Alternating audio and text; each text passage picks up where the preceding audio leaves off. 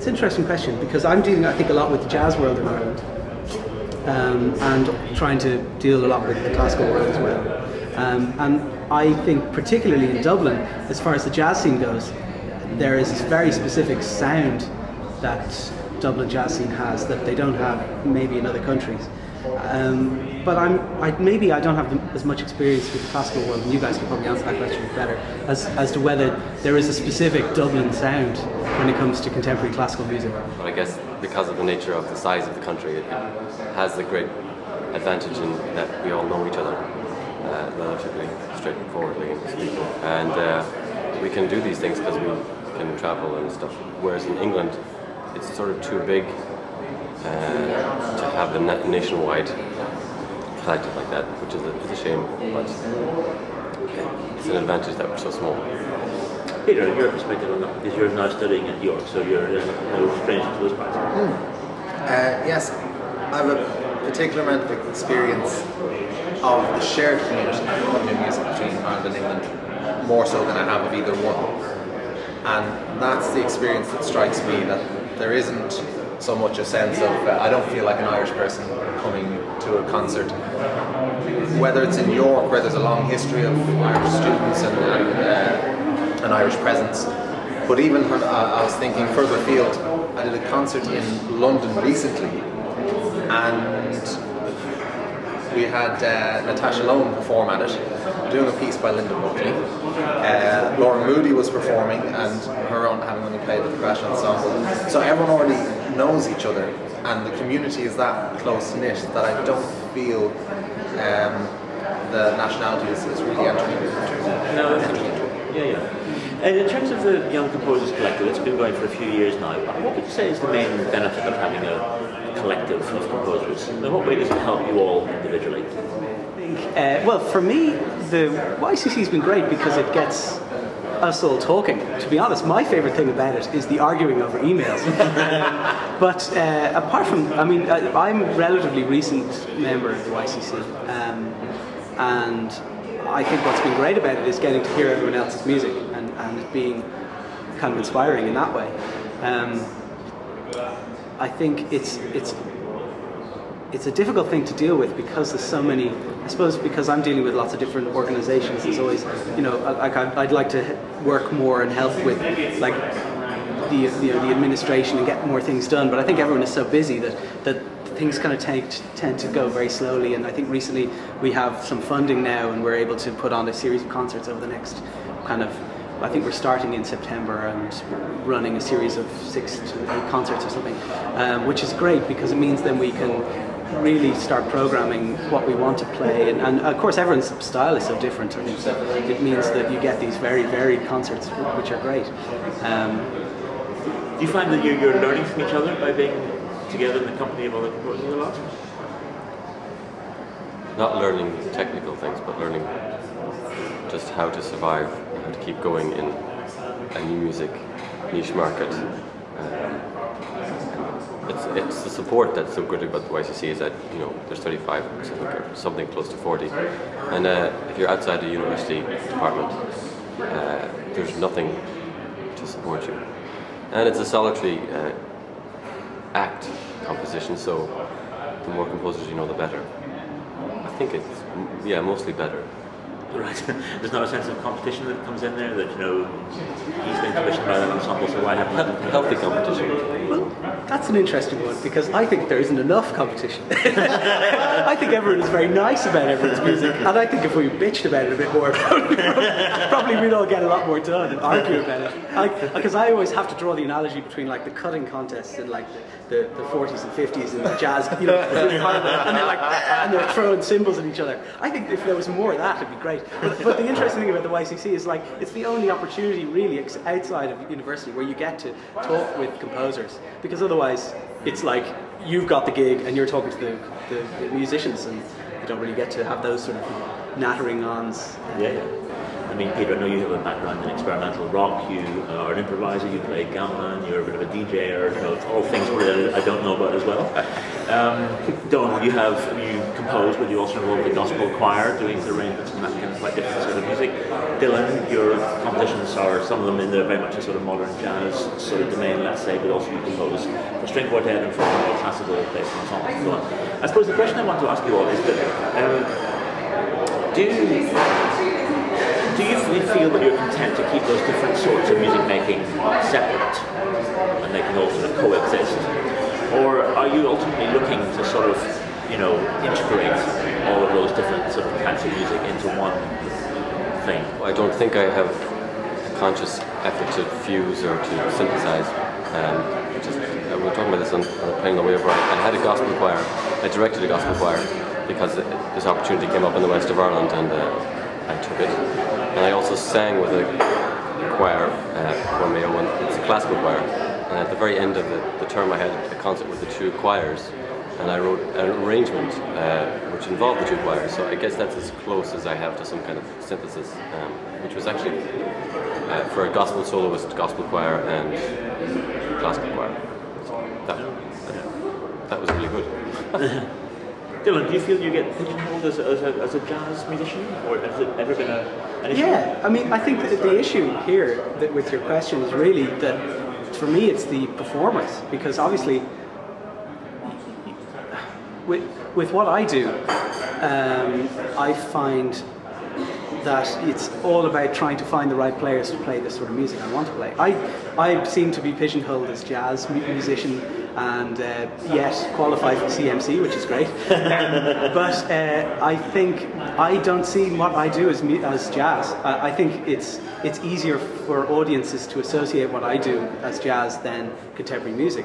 But what I've done in the Fuzzy Logic band that I run is find musicians who perform contemporary classical music, but that have a background in jazz, and so can improvise.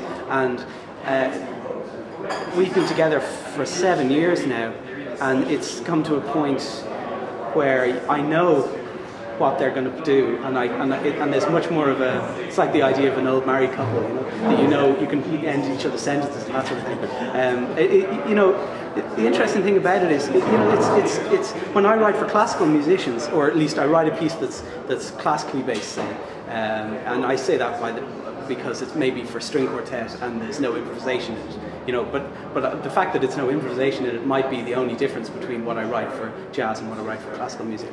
The thing that always comes to a head is that the classical musicians, don't focus so much on rhythm, but they're excellent readers. And they generally haven't the experience at improvising.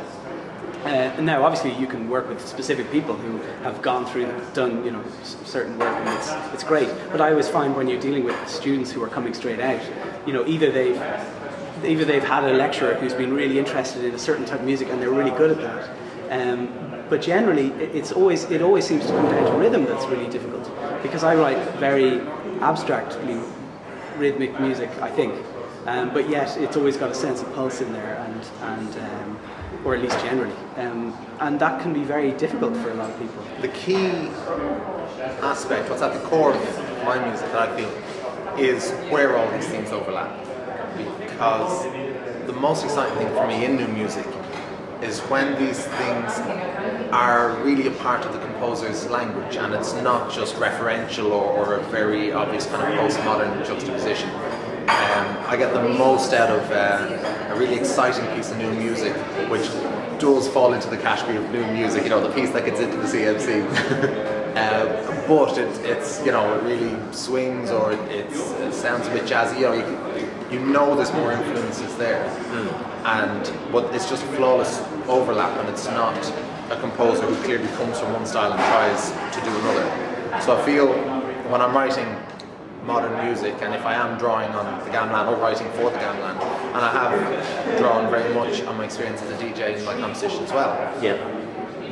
But these strands can also exist separately because I share them with other musicians who aren't a part of that overlap. They're parts of other overlaps. Right. So I can do just the DJ thing with my band, it's an all-electronic band, or I can do the classical or the modern gamelan repertoire with Gamelan Scarp Attack in York. But the important thing for me and my sound is where they overlap in what I hope is a seamless way. That's what I'm after. I'm never trying to reference anything else.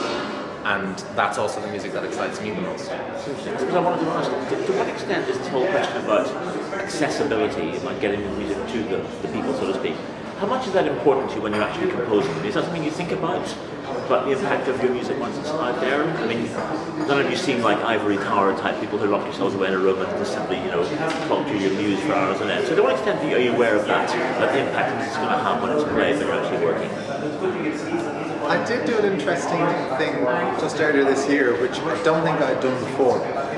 I'd started a piece for Gamelan, and it was a very fast, intricate work for the bonang. So it was just for 4 bonang, so interlocking patterns and fast rhythms, and that was the piece I was going for. But the Gamelan's next concert was going to be in York Minster, and it was going to be, so these are big public events that, musos and non-musos alike, very well attended, in a big reverberant space. And the only other thing I had for Gamelan at that time was 3 chords that I really liked, playing really slowly.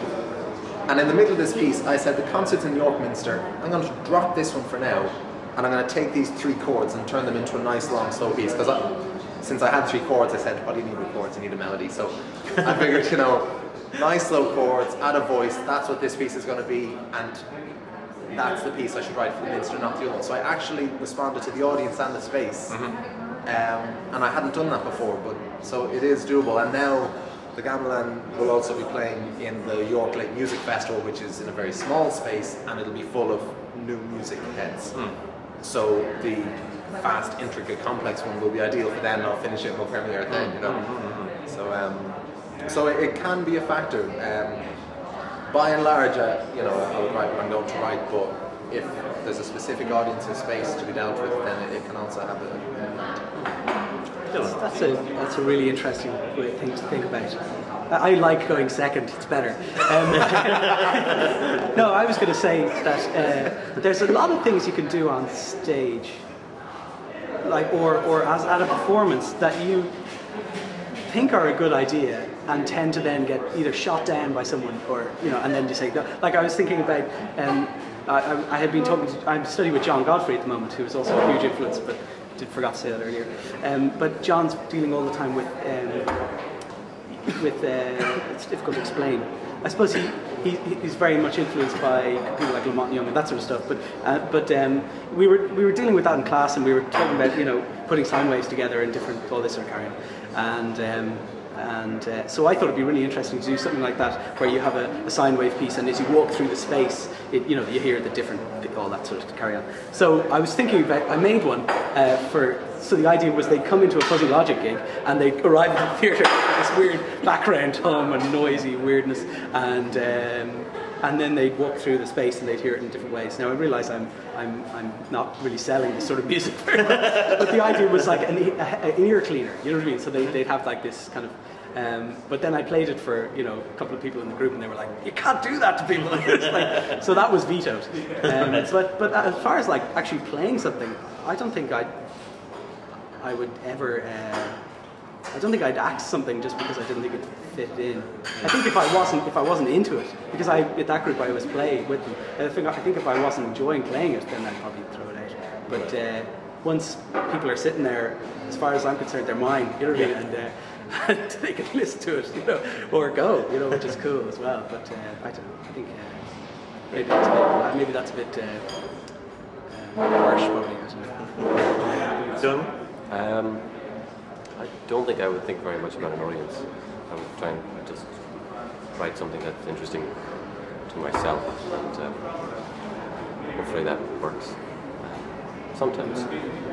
So other people would pick up on your enthusiasm for your own material, as it were? Yeah, if you know the performer, or if you know the event is going to be performed at, that's always in your mind.